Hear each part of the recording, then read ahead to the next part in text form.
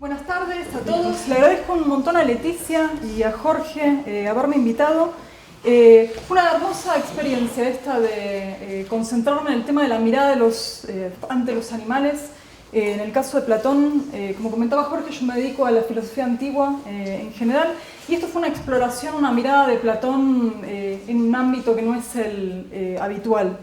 En relación con lo que comentaba Jorge, Platón es un buen lugar como para sopesar los aportes sobre este tema, ya no solamente dentro del autor, sino la experiencia antigua en general respecto de la cuestión de la animalidad.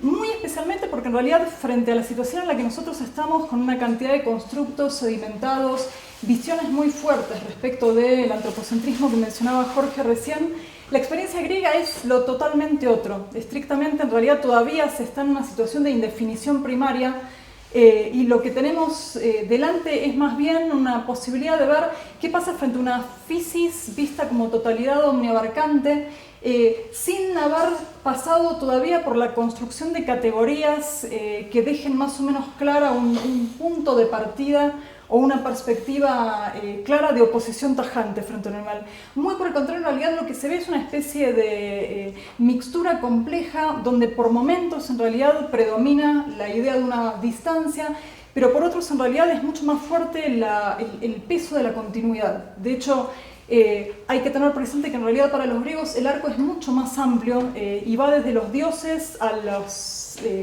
entidades intermedias. Piensen en los cíclopes, por ejemplo. Está el hombre, están los animales, están las piedras. Entre todo este arco en realidad se trata de empezar a construir visiones posibles que de hecho terminan de plantear algún tipo de definición de dónde se ubica lo humano frente a todo este plexo enorme. De hecho, para empezar, vamos a llegar a Platón rápidamente y hacer un recorrido por estas temáticas que mencionaba Jorge, pero no es menor plantearnos un mínimo horizonte, de hecho, de qué es lo que tenía Platón como trasfondo para empezar a recortar el lugar de los animales.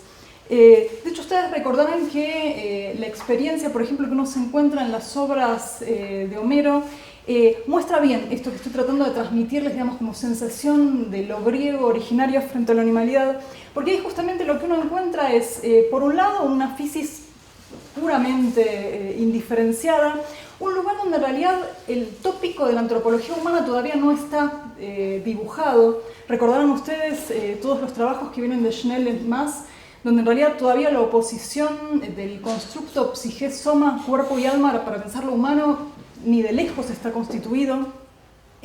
Muy por el contrario, no hay ni noción de alma ni noción de cuerpo todavía, con lo cual ese elemento como diferenciación frente al animal no está planteado, y es lo que explica, por ejemplo, pasajes como los que recordaron ustedes de la transformación de Circe sobre los compañeros de Odiseo, o el caballo Janto que habla sin ningún tipo de disminución o mediación, con lo cual la idea es que esta posibilidad de transformaciones y esta posibilidad de trasvasamiento entre lo humano y lo animal está totalmente a la mano, digamos, en la experiencia de los orígenes de la tradición. Si vamos un poco más cerca a los terrenos que solemos transitar en filosofía, recordarán ustedes que en pensadores de los inicios como tales, lo que uno encuentra en principio es la idea de un alma cósmica que lo atraviesa todo, y ahí tampoco hay un lugar privilegiado para lo humano. Pasa algo más o menos similar en el caso de Anaximandro, donde claramente en realidad el origen es espontáneo y es simultáneo y no hay ningún tipo de diferencia de nuevo jerárquica entre los tipos de entidades. Es muy ilustrativo, por ejemplo, el caso del atomismo, y acá ya estamos bien en época clásica, compartida ampliamente por Platón, y ahí encontramos no solamente que no hay posibilidad ninguna de jerarquías, porque básicamente todos son átomos inestables, que de hecho van constituyéndose y desapareciendo al mismo tiempo. De hecho, todo lo animado comparte como carácter el tema de tener átomos esféricos, y en el caso de este constructo inestable de átomos que somos los seres humanos, en el caso de Demócrito y de Leucipo se marca muy bien que en realidad es por el modelo animal por el cual podemos constituir las técnicas. De hecho, sabemos de construcción mirando las golondrinas, sabemos de música mirando otras aves, y la lista es larga. en los testimonios que tenemos sobre esto del atomismo. Con lo cual ahí también no solo hay cercanía, sino incluso una relación de aprendizaje que se da respecto del modelo animal. Todo esto es, digamos, un horizonte sumamente variable sobre el cual se instancia Platón su posición.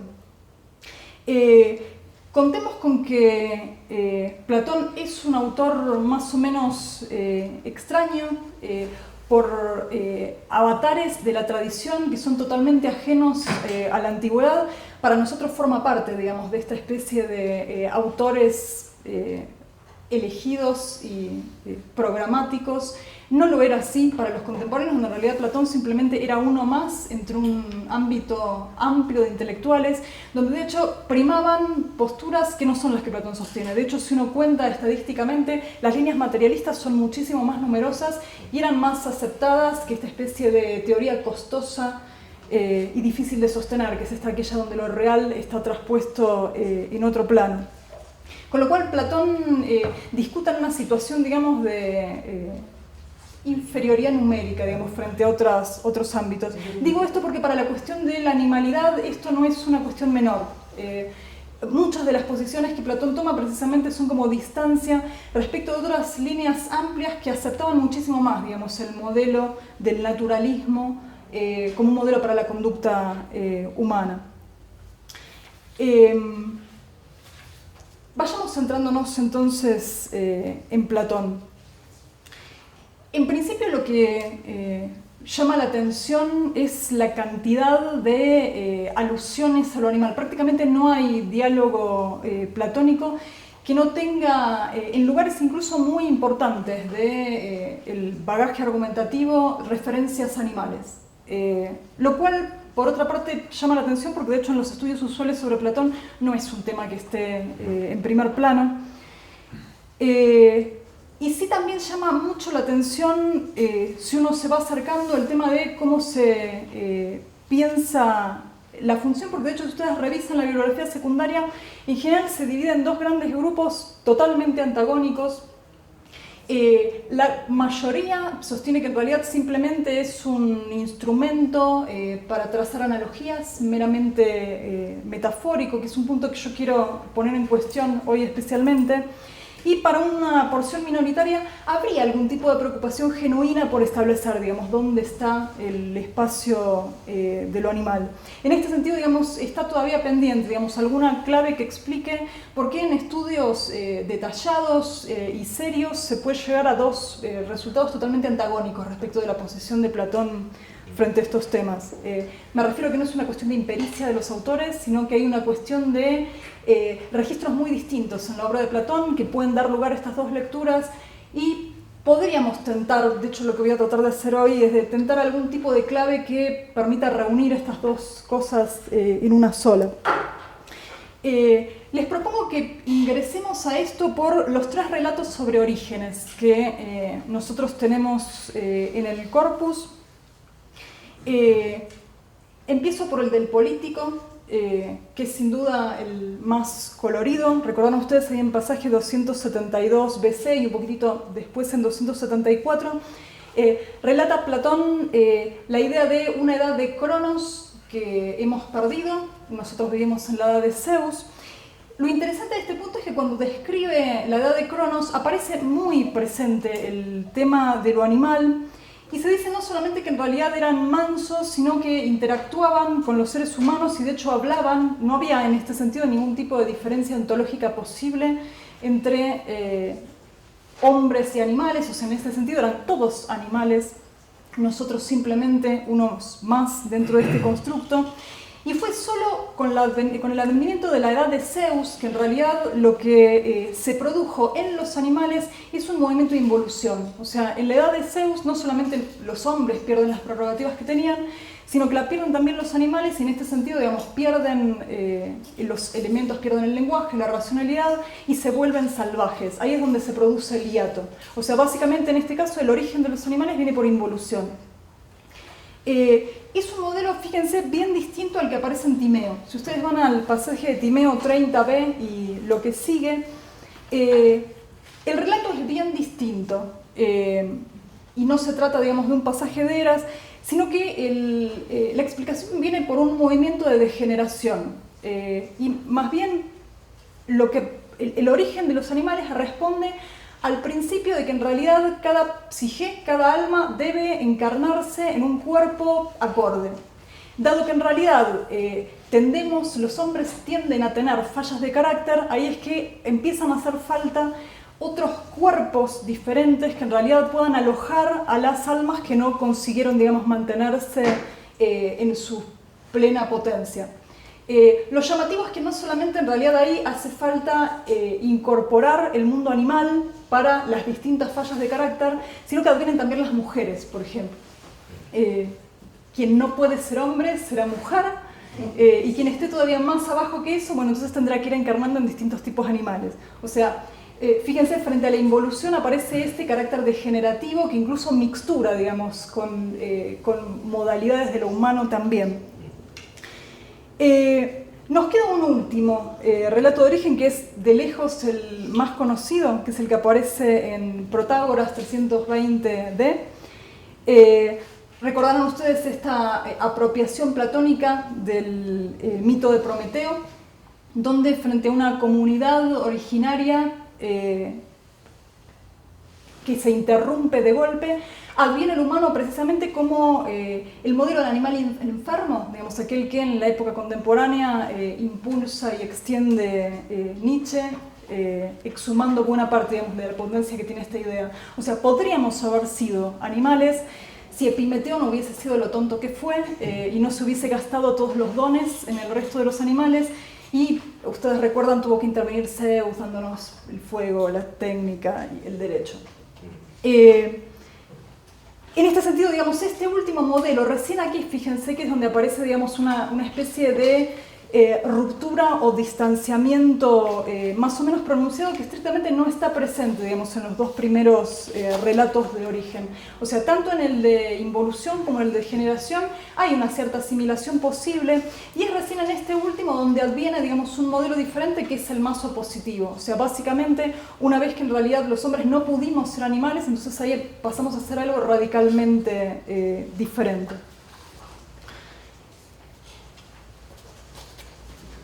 Acá, digamos, me parece que hay una posibilidad de explicar de dónde viene, digamos, esta visión tan diferente que hay entre los intérpretes, y sobre todo una idea muy recurrente, digamos, incluso en autores de los dos grupos, digamos, tanto los que piensan que Platón se preocupa legítimamente por explicar lo animal, como quienes no.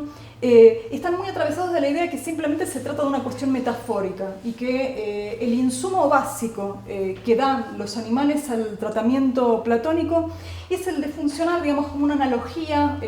Justamente la idea de la metáfora retoma un poco, digamos, esta mixtura entre semejanza y diferencia.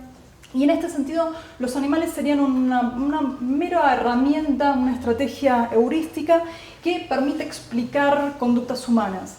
Me parece que hay una visión muy restrictiva sobre esto, porque estrictamente no se trata solamente de una estrategia heurística, sino que Platón concibe, digamos, una especie de sustrato común de lo vivo, que se puede objetivar tanto en enfoques de oposición o de continuidad, y en este sentido da rendimientos muy distintos, ya sea que utilice uno o utilice otro. En lo que vamos a ver ahora, vamos a ver algunos ejemplos que me parece que ilustran esta idea. Básicamente, Platón operaría con dos modelos, uno de clara oposición, donde se pone primero la diferencia y en todo caso después se lima algún tipo de comunidad posible. El otro, al contrario, en realidad empieza por las similitudes y después establece diferencias. ¿Hay alguna tentación en pensar que en realidad puede haber alguna lectura evolutiva de esto y que Platón va de un modelo opositivo a un modelo de continuidad? Pero es bastante difícil de sostener en los textos. Digo esto porque incluso por lo que nosotros revisamos, el modelo opositivo de Protágoras parece anterior, es de la época de transición, y después mencionamos Político y Timeo, que son tardíos. Sin embargo, en realidad encontramos también modelos opositivos en leyes y hay modelos de continuidad en diálogos muy tempranos. Lo cual da la idea de que en realidad dentro del corpus Platón va operando con estos dos modelos de acuerdo a, digamos, a lo que necesita enfocar más especialmente. Y esto porque estrictamente en realidad, y a diferencia de estas lecturas que priorizan uno u otro, lo que tienen estos dos modelos, digamos, el opositivo y el de continuidad, es que estrictamente no son incompatibles. O sea, más de una vez en tratamientos, Platón logra mixturar las dos cosas. En este sentido, digamos, pueden ser contrastantes, pero en sí mismos, digamos, no necesariamente funcionan de una manera incompatible.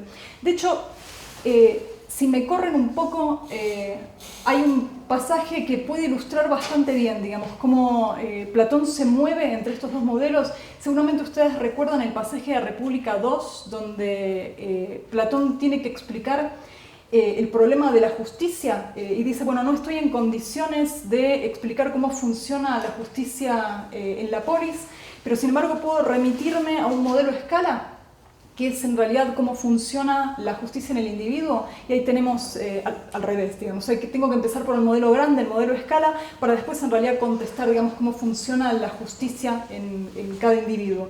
En este sentido, digamos, esto plantea metodológicamente la posibilidad de ir en una especie de paralelismo estructural entre un esquema y otro. En el caso de la animalidad pasa lo mismo, o sea, uno puede empezar por un modelo positivo y remontarse a la continuidad, o puede empezar, digamos, por la continuidad y remontarse a la diferencia, porque funcionan los dos a la vez. Me parece que es una de las ideas más ricas que atraviesa el corpus y hace que precisamente sea difícil colocar a Platón en uno u otro esquema. Por momentos se siente más animal y por momentos menos.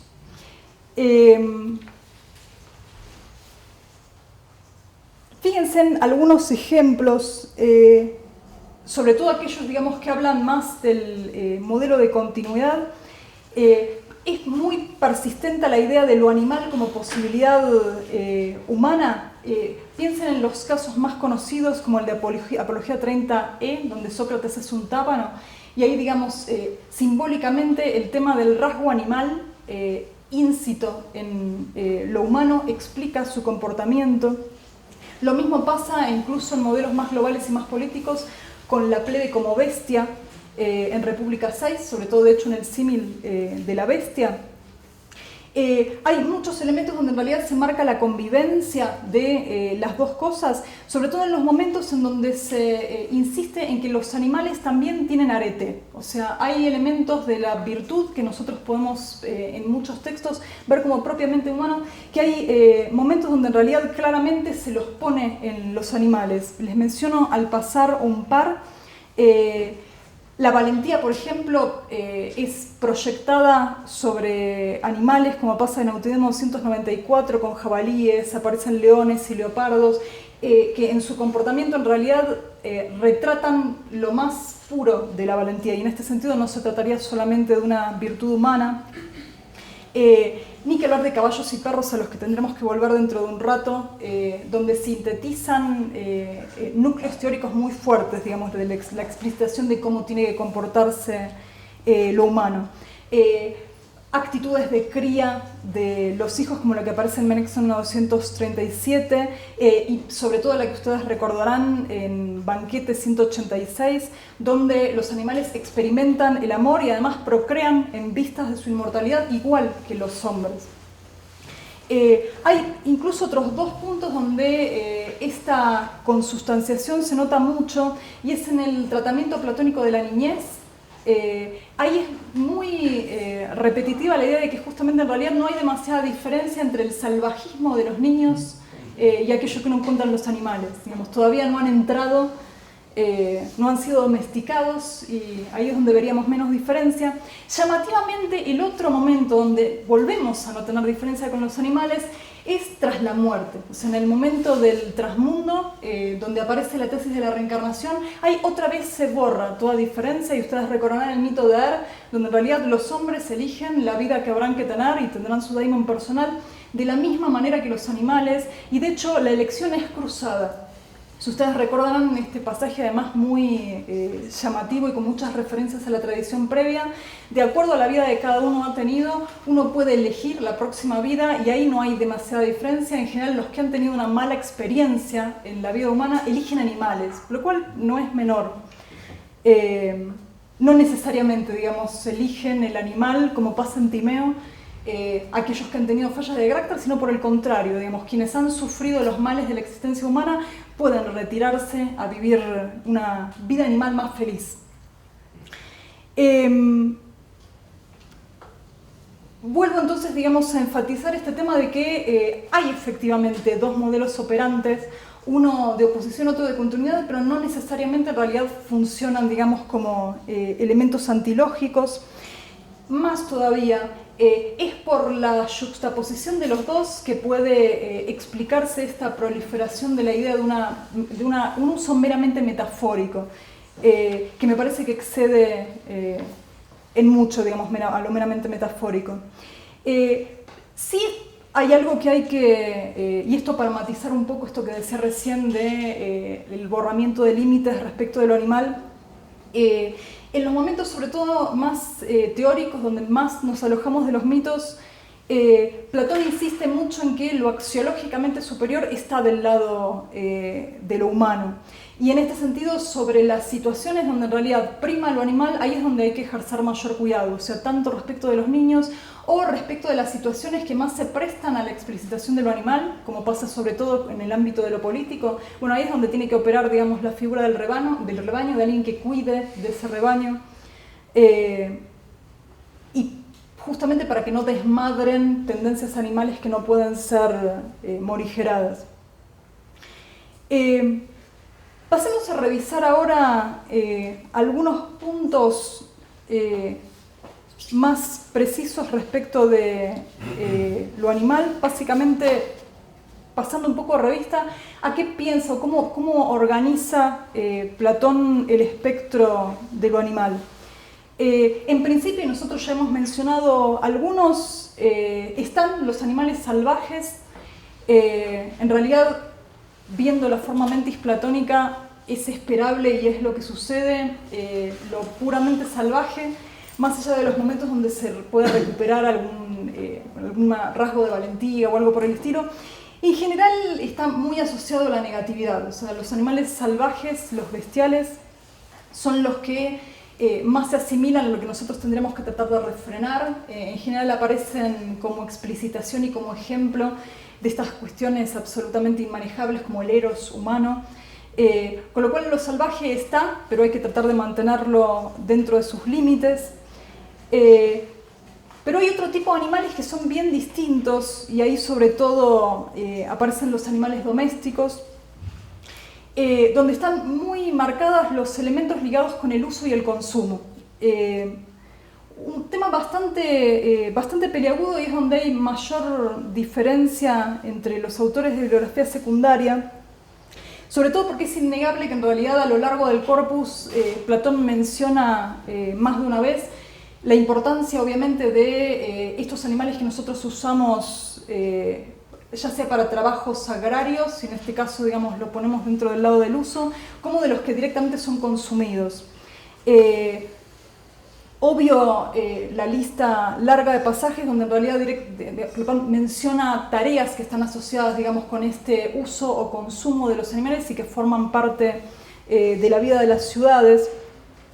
Sin embargo, les decía que es bastante discutido porque hay algunos lugares donde por ahí uno esperaría que aparezcan y no están mencionados. Muy especialmente, en realidad, además de algunos pasajes de leyes, el más discutido es el de República 2, el de la ciudad sana, porque ahí básicamente no hay ninguna profesión que esté ligada con este tipo de tareas y muy por el contrario aparecen un poco después en la descripción de la ciudad enferma.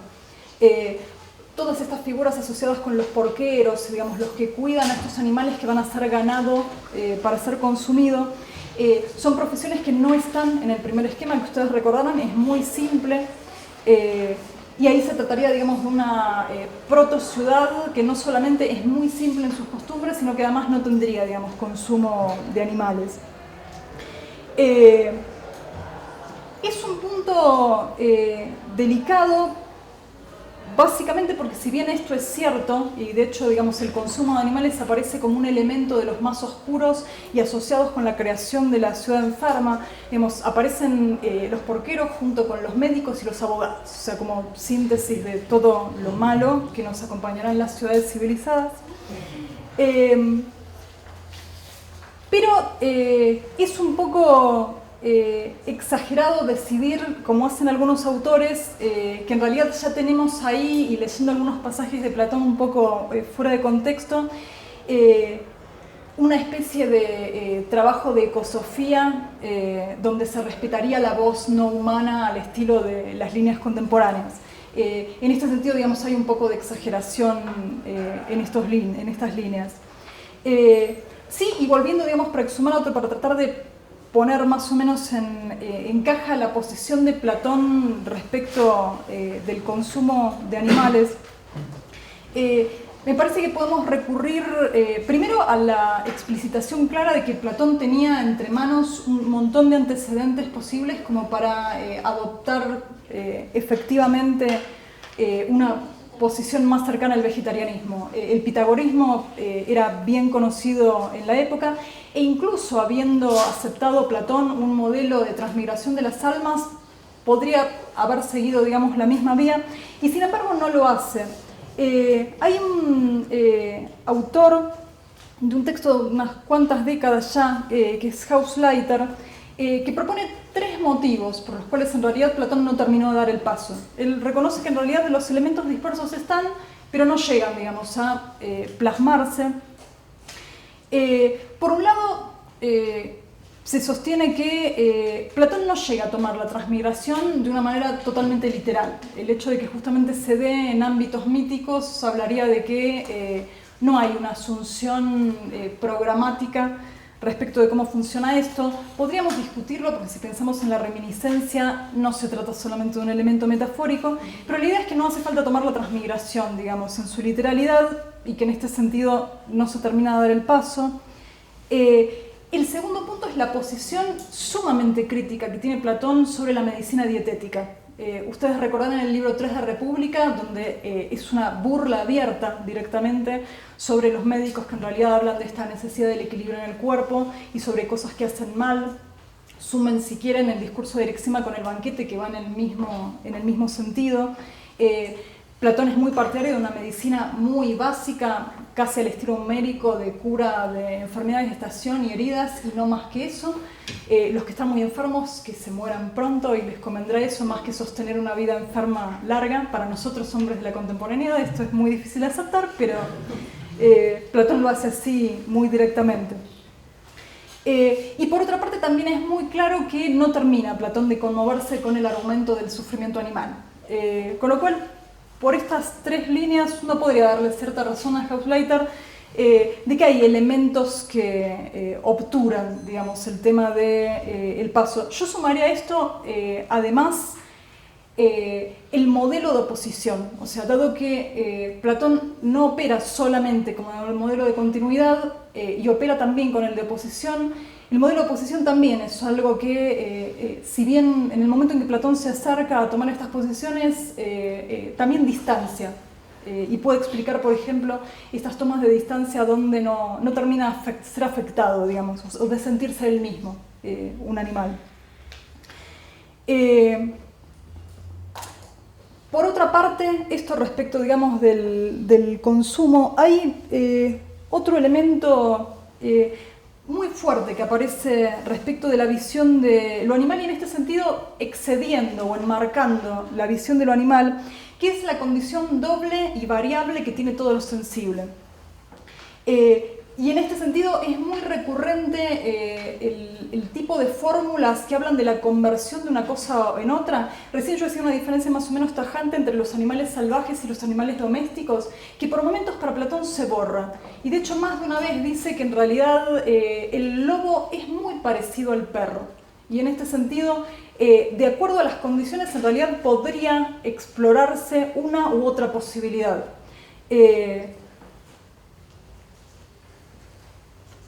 se puede comparar, si ustedes quieren, con la cercanía que hay entre el filósofo y el sofista, ya en el ámbito humano. O sea, el mismo sujeto puede ir hacia un lado o hacia otro.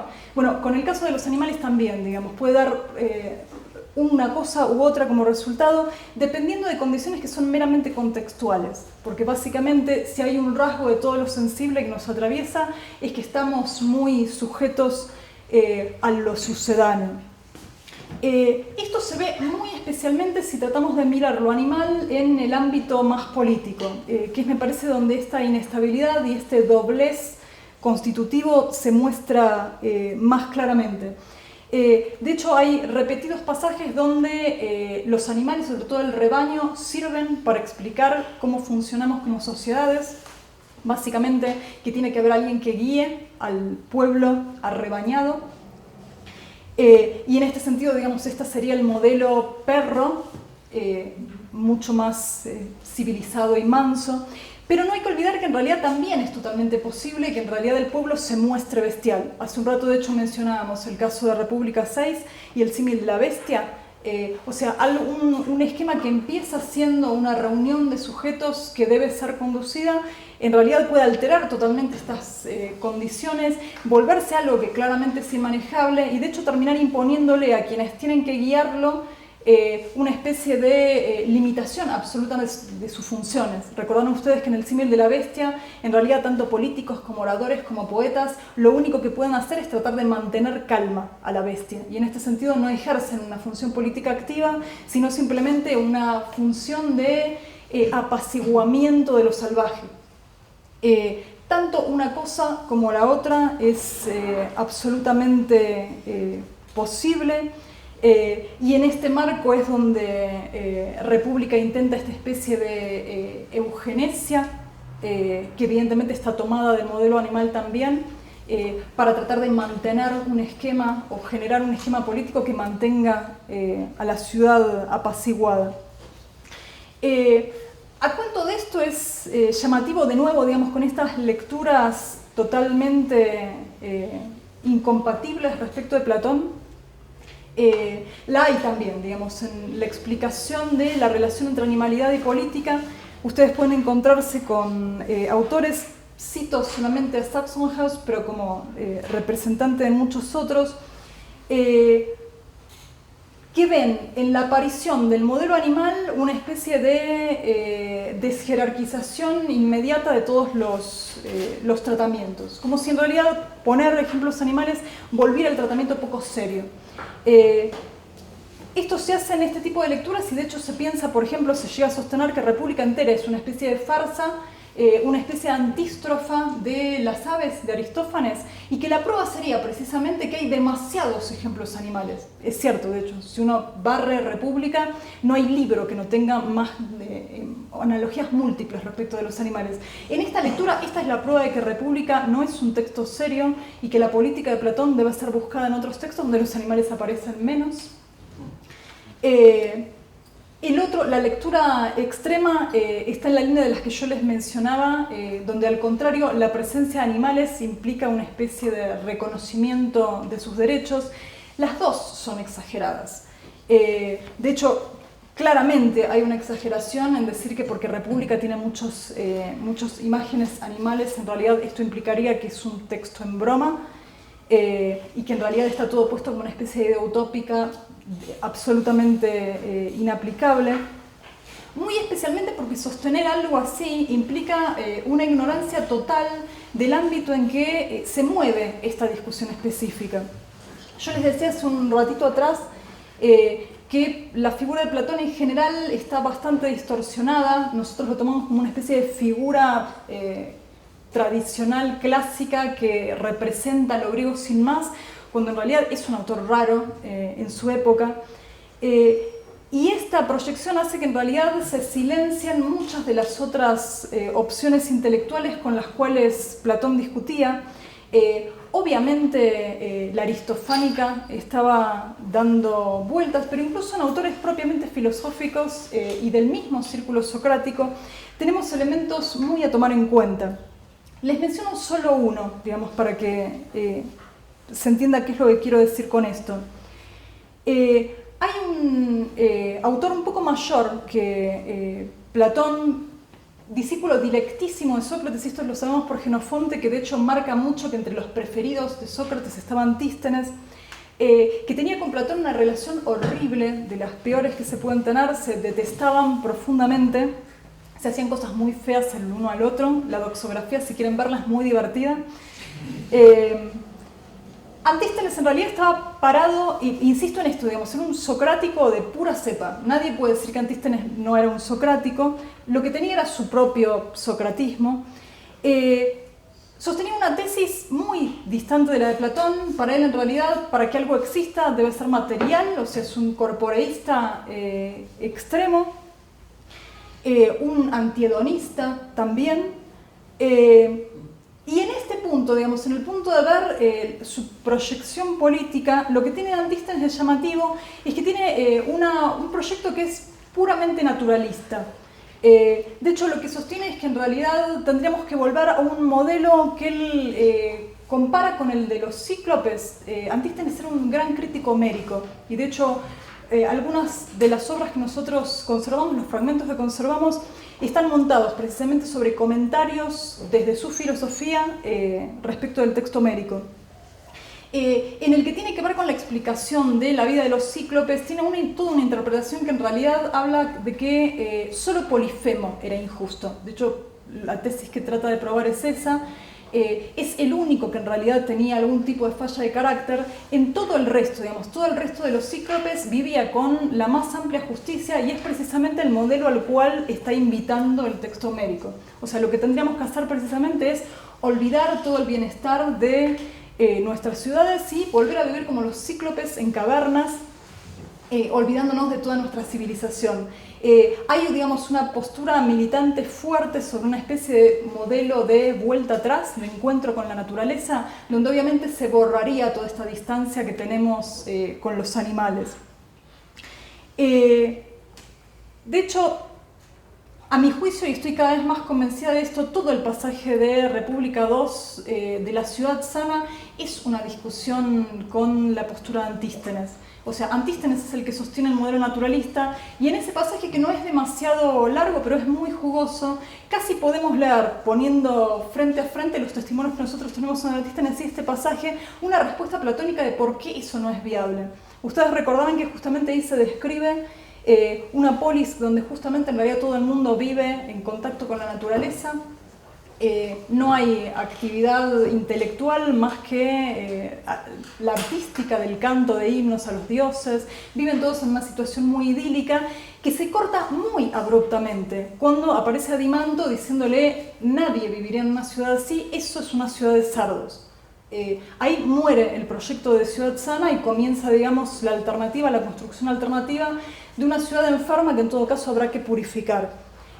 Ahí me parece que es donde se da, y para nuestro tema de la animalidad es una bisagra interesante para ver dónde se para Platón frente a esto. O sea, los modelos irrealistas, los modelos utópicos que hablan de una vuelta a la comunión con lo animal estaban bien presentes. El tema es que Platón no opta por eso.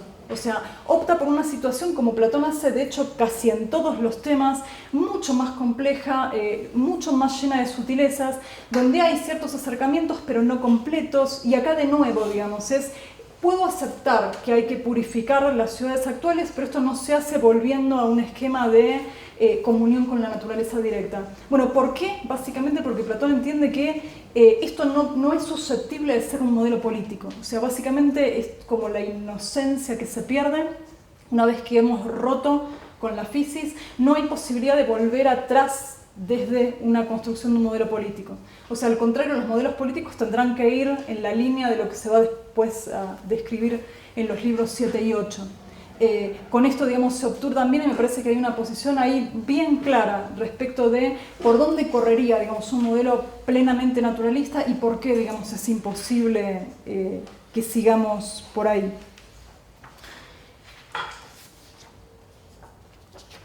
Sumemos un dato más respecto de la relación con los animales, yendo un poco a la cuestión del conocimiento.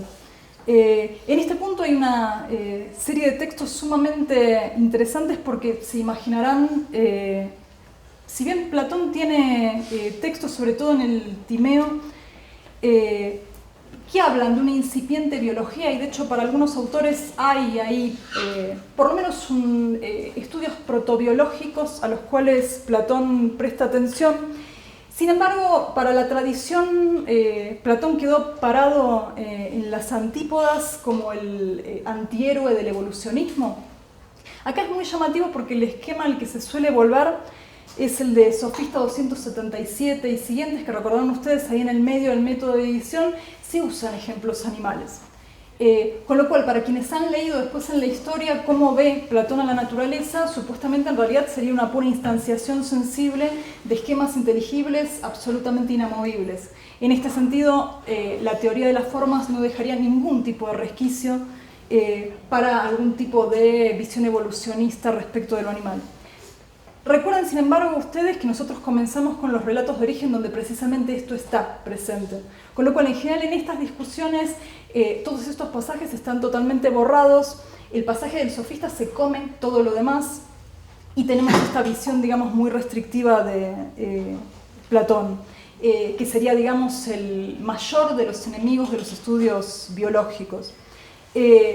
Podríamos estar un rato larguísimo sumando elementos flojos que tiene esta tesis. Para empezar, y menciono solo esto, una lectura de este tipo da por sentado y resuelve de antemano el gravísimo problema del inicio del Parménides. ¿Recuerdan ustedes el famoso de qué hay ideas? Ahí ni por casualidad está claro que en realidad respecto de los animales y respecto de la física en general nosotros podamos afirmar a ciencia cierta que Platón pensaba en un respaldo en formas de este tipo de entidades. Las reconoce para las entidades matemáticas, para los valores, para todo lo demás, bueno, ahí es bastante más confuso. Con lo cual, usar esto como piedra de toque para después resolver qué posición tiene Platón frente a la biología es por lo menos riesgoso. De hecho, hay algunos autores que con mucha más sutileza lo que ven detrás de esto es una especie de máscara que se ha conformado por sobre Platón, donde en realidad no se está haciendo hablar a Platón, sino a quienes se reconocieron platónicos en la tradición mucho más cercana y contemporánea, autores como Agassiz, por ejemplo, que se reclaman platónicos y son claramente antievolucionistas en el momento en que comienza a gestionarse la teoría. Con lo cual es por lo menos también complicado proyectarlo hacia atrás y afirmar efectivamente que Agassiz tenía razón y estaba leyendo bien a Platón. Así que esto es una sugerencia de que no necesariamente Platón riñe con los estudios de la biología. Lo interesante, digamos, por esta cuestión más, si ustedes quieren, de registro o de insumo o de rendimiento epistemológico que hay detrás de lo animal, podemos mencionar muy rápidamente tres que aparecen. El ámbito de la animalidad trae muchos rendimientos en el ámbito de lo ontológico y de lo antropológico también, muy especialmente en el tema del estudio de la psicología. Yo les decía hace un rato que justamente en los orígenes de la tradición no hay ningún tipo de esquema que haga prever que la oposición psique-soma, cuerpo-alma puede explicar lo humano. Al contrario, esto es una construcción bien de época clásica y que de hecho en la cual Platón es bien responsable. Y para esta contraposición, digamos, o la sedimentación de lo humano como compuesto de cuerpo y alma, ahí el estudio y la contraposición con lo animal es un elemento importante. Básicamente porque se suele utilizar en este elemento donde se dibuja el ámbito de lo racional para asociarlo con la psique y en este sentido distanciarlo de aquellas entidades animales que no lo tienen.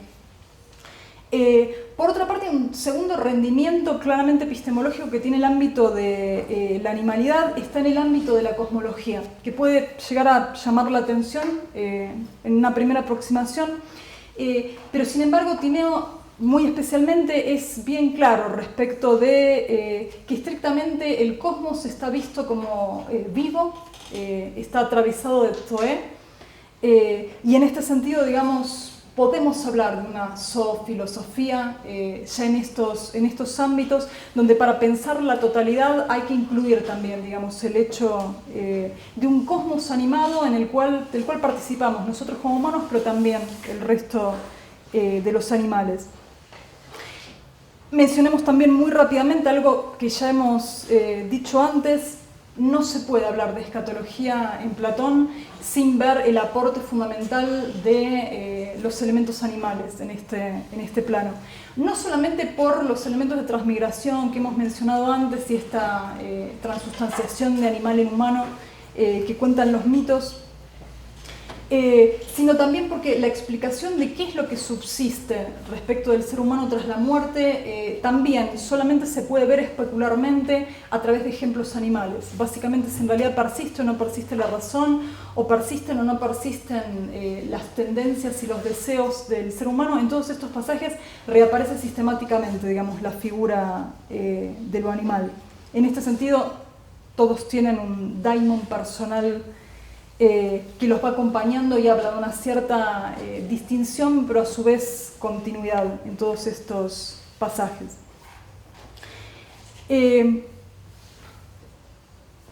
Vamos a unas últimas dos funciones bien claras que no dejan de aparecer en Platón, ligados con estos tópicos del entretenimiento y la compañía, o sea, en este plexo general del que participamos. Platón no deja de mencionar más de una vez cómo funcionan los animales en este ámbito. Respecto de la cuestión de un entretenimiento que no es puramente entretenimiento, porque de hecho está proyectado también como parte de una expresión intelectual superior, aparece el mito de las cigarras, el que no me voy a detener, pero simplemente recuerdo que ahí hay una mezcla muy interesante, digamos, de elementos que tienen que ver con un entretenimiento que puede llegar a ser narcotizante al punto de la aniquilación completa, pero quien lo resiste y quien toma este entretenimiento como una especie de desafío y no se queda dormido, ahí accede, digamos, a lo más importante de la filosofía. Y respecto de la compañía, que no es meramente compañía, porque detrás de esto hay muchas claves sobre qué es lo más valioso en lo humano, aparecen muy especialmente dos figuras que son las del caballo y el perro, que los invito a no tomarse nunca en broma, porque de hecho suele pasar, y si a ustedes les preguntan de golpe por la figura del perro en la antigüedad, seguramente se van a ir a los cínicos. Y sin embargo hay un sustrato muy importante, digamos, asociado entre la relación entre lo perruno y la filosofía, que en realidad está bien entroncada incluso con el movimiento socrático. Casi les podría decir, no hay socrático que no tenga sus propios perros. Obviamente están los cínicos, que son estos más callejeros y confrontativos, los más salvajes de todos. Pero si ustedes miran un poco más allá, empezando por este Antístenes que yo les mencionaba recién, que tenía sus propios perros, de hecho hay un epigrama en que él se muestra a sí mismo como un perro que muerde el corazón con palabras. O sea, es un perro parlante que afecta ahí en lo más profundo. Hay un tipo de perro socrático que es sumamente interesante, que es el de los cirenaicos hedonistas, militantes, donde el más filósofo es el que más placer somático, corporal puede acumular. Se llamaba a sí mismo perro de la corte, o sea, es un perro también, pero no es un perro callejero, o sea, es un perro que sabe gozar de la corte. Piensen que Aristipo es de los que más rápido se va a la corte de Dionisio de Siracusa a que lo mantengan como a cuerpo de rey. Pero es un perro de la corte porque justamente en realidad sabe gozar del bienestar, pero en el momento en que no lo tiene, bueno, vuelve a ser perro, o sea, puede mantenerse con autonomía sin ningún tipo de problemas. De hecho hay perros megáricos también, que es lo más extraño de todos, estos filósofos socráticos famosos por construir paradojas y argumentos erísticos, se dicen a sí mismos perros también. Hay uno de ellos que es Políxeno, que decía que él era un perro de esos de raza que cuidan a sus amigos. Que ustedes recordarán, no está muy lejos de los perros de República, de Platón. Cuando hay que describir precisamente a los guardianes se quiere que sean perros, o sea, porque esos son los que reconocen a los amigos y muerden y atacan a los enemigos. O sea, básicamente tienen la sabiduría más raigal y más básica que tendríamos que tener todos. O sea, ese carácter perruno debería ser lo más universal posible. De manera que en serio cada vez que se crucen con el perro hay una especie de intertextualidad gigante de época clásica que está ahí bien... mostrando una zona de tensión dialógica poderosísima. Dos palabras sobre los caballos, básicamente porque no solo Platón recupera desde los epigramas de Solón como uno de los amigos más cercanos, junto con el perro, es muy usual que aparezcan como seres que nos benefician y se benefician por la cercanía. Suele estar muy asociado con la obediencia, pero no una obediencia ciega, sino una obediencia sabia. Con lo cual está, incluso pinta a veces mejor que la mera idea de rebaño, de que se deja llevar. Esta otra no, digamos, la del caballo es una que en realidad acompaña y nos acompaña.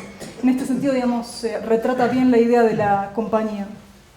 Y no es casual en este punto que también solamente menciono que en realidad el caballo sea la representación en el mito del Fedro, en el mito del carro alado, la representación de las otras dos partes que acompañan a la racionalidad. Digamos, está el auriga, pero también están los caballos, que en realidad integran de nuevo esta duplicidad, o sea, aquella que acompaña la parte impulsiva que sostiene la razón y la del caballo desbocado, la del caballo negro que se escapa.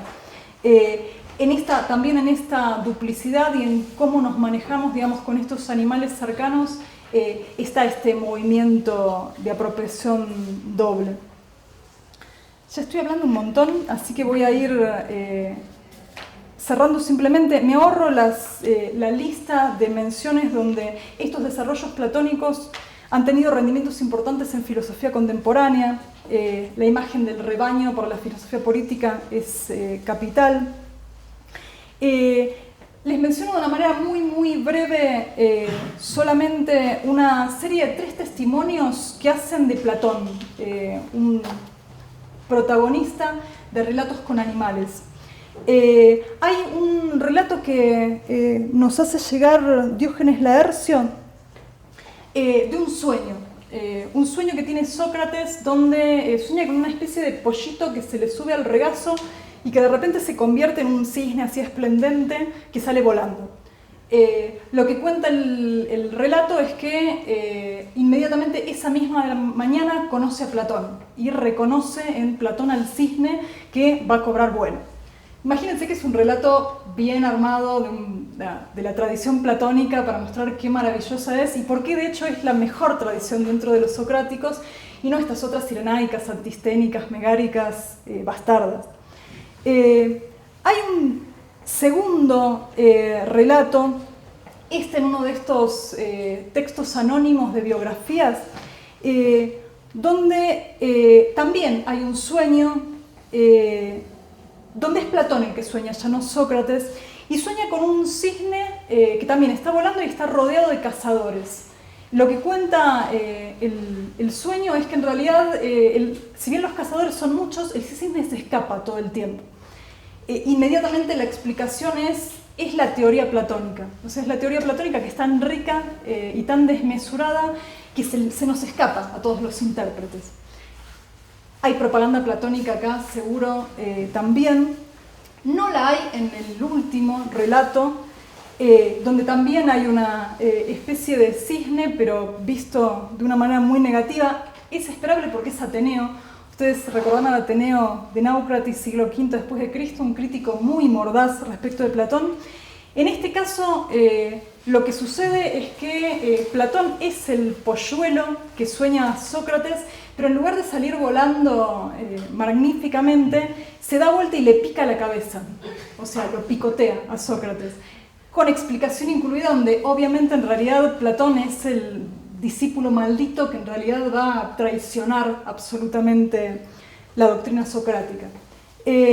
Con lo cual, y traigo esto sobre el final a cuento porque es un hilo interesante donde en realidad es lo animal lo que explica esta relación raigal de origen de la filosofía platónica y de relación con Sócrates. Con lo cual es también una invitación a tomarse en serio, digamos, este hilo, tirar un poco de este hilo de la animalidad en Platón y ver salir una versión del platonismo que no es la usual. Así que están todos más que invitados.